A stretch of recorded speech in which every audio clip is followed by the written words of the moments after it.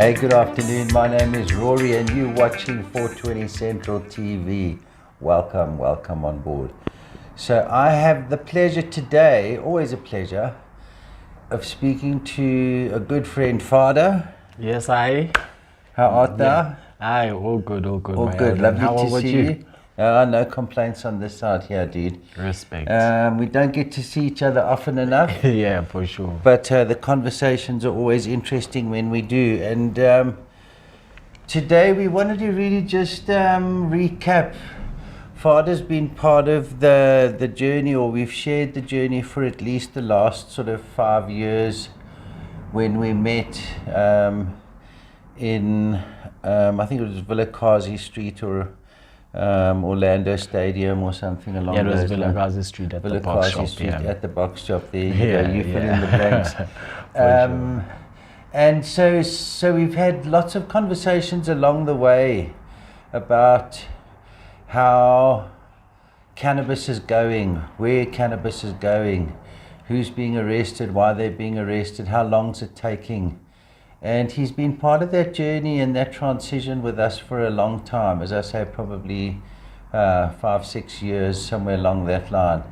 So, dude, first question I want to ask you sort of in the beginning days for me, in my learnings within cannabis, of the informal markets, what I'm going to choose to call it, was to be known as a sneeman.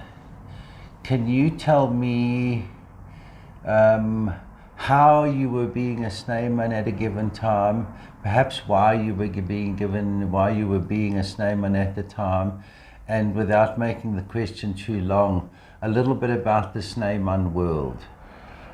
Okay, yeah. Well, with me, it actually all started out when my dealer passed away. And because he used to supply me with very good stock, and so I just needed to make sure that I don't lack stock anymore.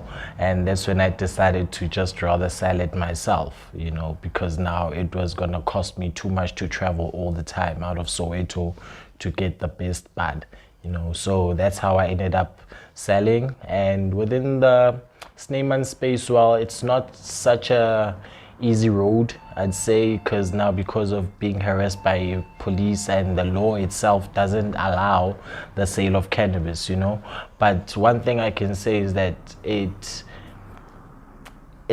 a great, I'd say for me, it has been a great platform for me to actually grow and actually be the man that I am today, being able to actually support my family and actually support people around me, Within the years, you make a lot of mistakes, but then you get to learn, So within the sneeman space, it's not so really a fantasy like people would want to put it as, It's a hard place to be, but we still at it, yeah, and here we are.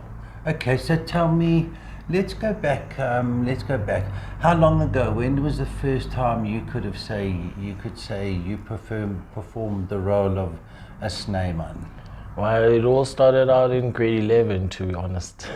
In grade 11. I was in grade 11. So, and was that to other mates at school? Was it into the school system for whoever those are that wanted to participate? Yes, it was actually for school, to sell to my schoolmates, and then until I got caught, which then I stopped, and then I finished school, and then immediately after high school, I started selling, which was in 2013. Yeah, I opened a car wash in outside my home, and then I started dispensing from there. Okay, Yeah. I mean, interesting one. Let's go down both those roads. What did you make out of the car wash versus what you made out of the cannabis? Was there a business in the car wash? Or was So basically for me, the car wash was to help fund the sneeman business so that I can be able to have enough capital to stock. So it started with that. it's how it started. That's how I actually raised enough money to be able to stock. And then as I was washing cars, that's when then I started selling, Yeah. And then as with that, Then the car wash business wasn't really my thing. It was more about the cannabis. That's when I stopped the car wash and continued with the cannabis because I had retracted the growth that I needed to grow at that time. And tell me, are you part of a greater, larger system, or do you, as a Snyman, and you can talk over whatever period, do you have a specific person where you purchase your cannabis from, or do you spend a bit of time? Has that changed for you over time? Do you spend a bit of time now looking to see what product there is? How are you sourcing your cannabis these days versus grade 11? So back then I only knew a few people that were selling, so I would sell whatever was exposed to me and what I could find. And then until I went into the cannabis space, getting to meet people like Jules and the Taha couple as a whole, that's when then now I started meeting growers and dealers. That's when then my network broadened up, and then what I got from it was that with multiple suppliers, I will always be consistent. I won't run out. So if one dealer has run out, I don't have to be stressing as to where I'll find bud. I'll just go to the next person, So it has always been like that. So I just always keep my network so that I can be able to outsource anywhere at any given time. Okay, so you're saying that you've had a fairly good supply line over all time. It's never been difficult for you. So let's take one step back and say, okay, so now you have several people that are supply opportunities for you. How do you go about it from there? And where is the next person? Is the next person a farmer? Is the next person a bulk dealer from somewhere? Where is that potentially coming from? If we had to dig a little bit deeper and open it and say, hey, well, this is where cannabis in South Africa, in the Kasi, whatever it is, this is where it's coming from at different times for different reasons. Where does it come from? Well, I'd say it comes usually mostly from the middlemen. That's what used to happen back then. You'd have the middlemen buying it from the farmers in Swaziland, having it cross the side, coming into the side and selling it to us. And then, so you'd have maybe like 3 to 4 middlemen before you actually get to the farmer, So until a time where farmers decided to now leave the farm and come and sell the stock themselves, because in most cases what would happen is that most of these middlemen would then take consignments from the farmers and then not pay. So the farmers ended up now saying, no, you know what, we're going to cut the middleman off. Let's go direct. Everyone's still trying to drill the farmer. So, and then the farmers came in, and that's when now the prices started dropping, because now you got the farmer, the middleman now is gone. The farmer, now we're getting farmer prices, So that's how it has been. So sometimes it becomes the middleman and the farmer, or it becomes from dealer directly to the farmer. Okay, so let's call them bagmen along the way. The fact that you have these middlemen. That's the guy who arrives with a bag and says, okay, well, this is what I've got and that's what I'm looking for, and you make your exchange. So you're saying at this stage what you're trying to do is either go with a known bagman who's always got good product and a fair variety to offer you that you know it's good, or alternatively you've picked up with a few people that at a farmer level where their farms, their product, that it's consistent and that he is farming and that he's farming it in a good way. That's where your supply lines are starting to tidy up to.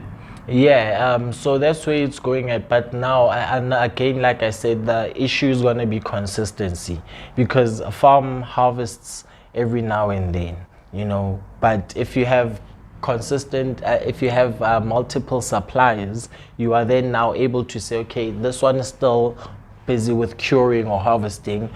I'm gonna work with someone whose bud is already ready, And then again, it all comes down to the price. Yes. You know, because Bang for buck. bang for, because at the end of the day, it's the market that puts the price. It's so you know. important to hear you say that, Vader, because it's such an important part of where cannabis is going, needs to go, must go, will go. Is, if you think of it, many, many years ago, what arrived in your bag for you to trade on was so different one day to the next, whether it was a block that had arrived and you were selling blocks, or whether you were then selling packets of Swazi, or you were selling handfuls of pencils, things like that.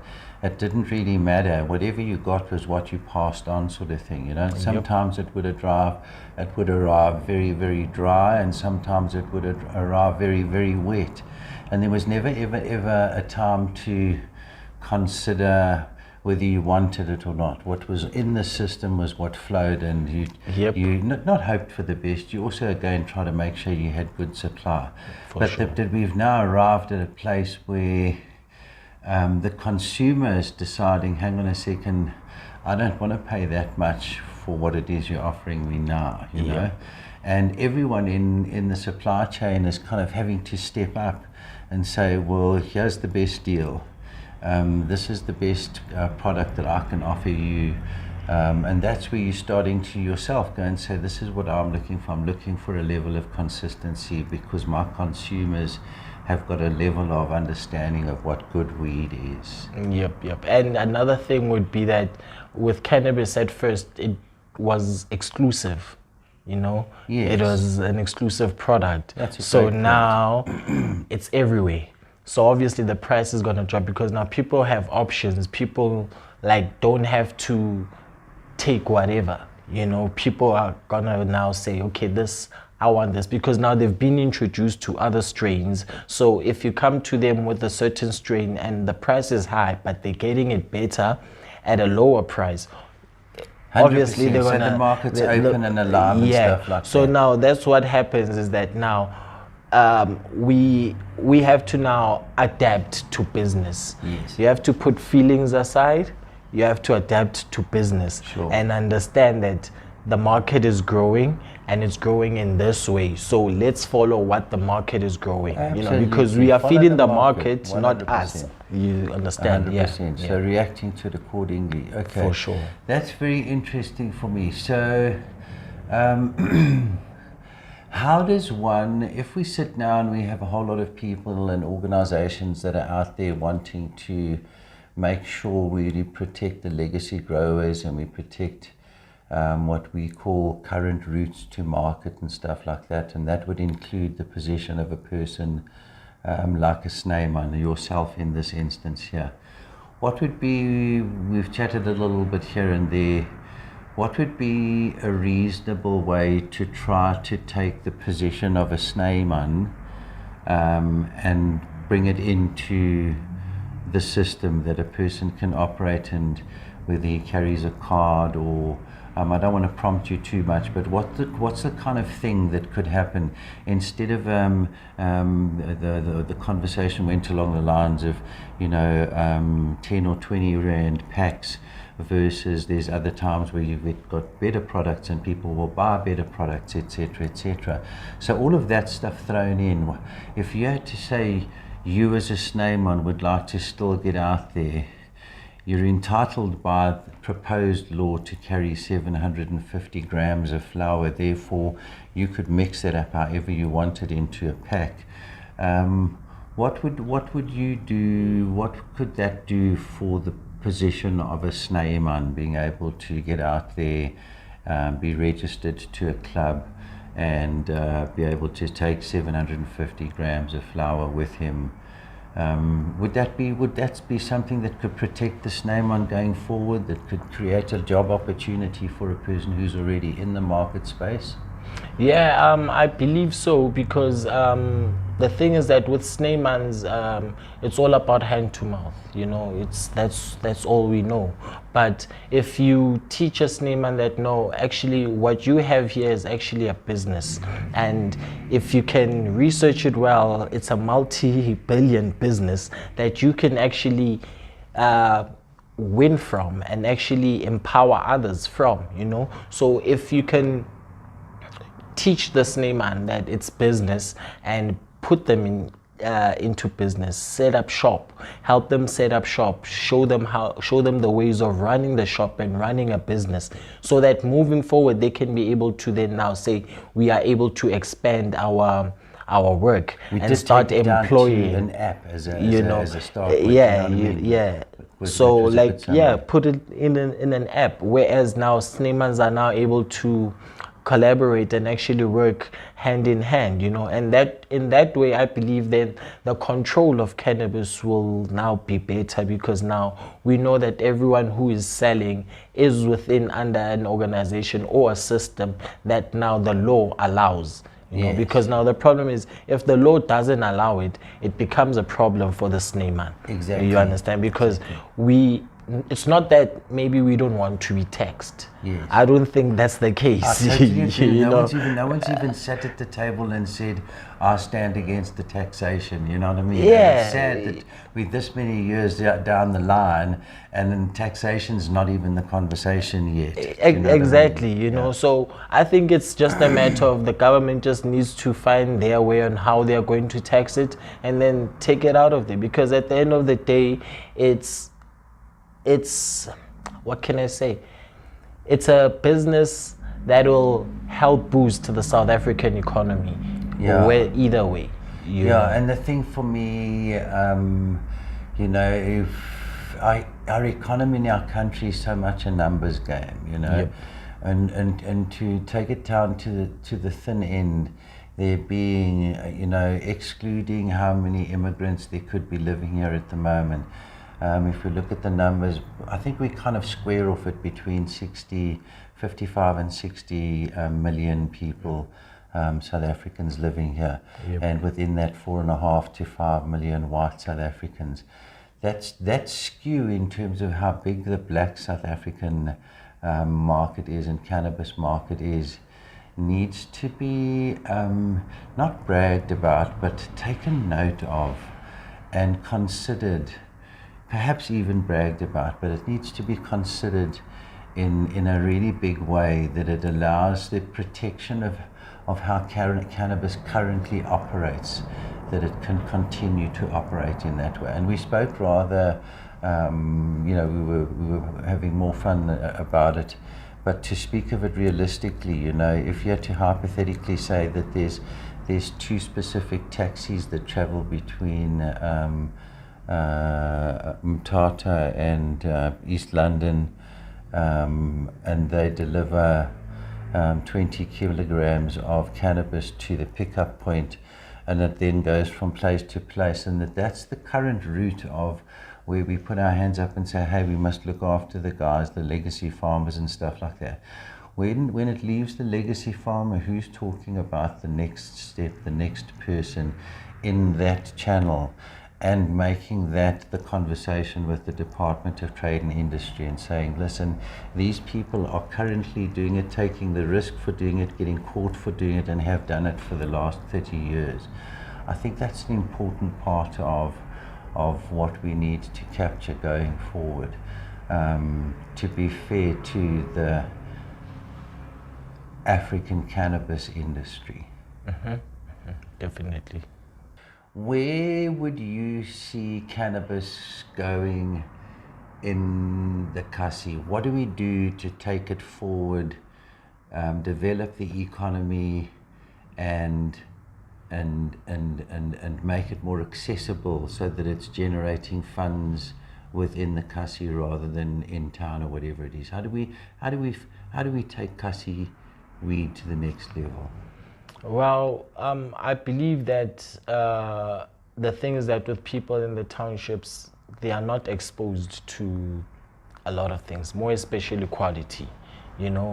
Quality is rare because of quality is expensive, So if we can introduce quality at reasonable prices, not to say that we can't not to say that people aren't there that can actually afford, but just to say that we understand the situation that you guys are in, but here it is, we are giving it to you. There's no need for you now to travel all the way to Sandton to Randburg for you to get a cannabis shop, and that you can actually purchase and get proper packaging, you know, and get proper service, you know. So that's what people just need to be exposed to it. You know, not that the market isn't there. The people are willing to buy.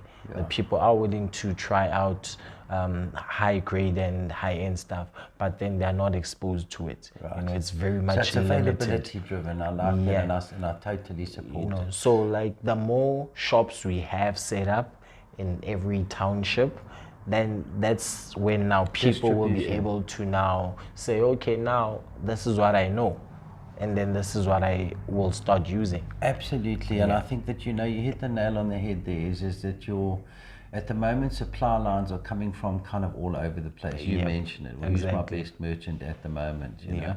But once you get to a point where the offtake starts to settle into some kind of understood, it's all over the place still.